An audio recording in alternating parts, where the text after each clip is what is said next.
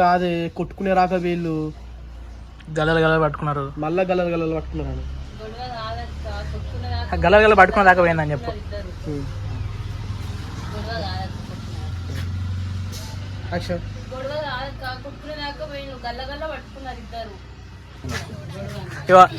అన్నగాడు వచ్చాడు, అసలు అన్నగాడు.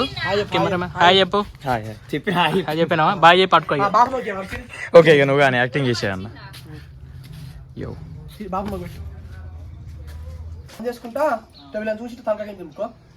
Okay Sivan enter అయ్యింది ఇక సీన్లోకి.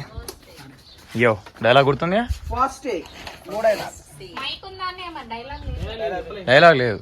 Ready 1 2 3 action.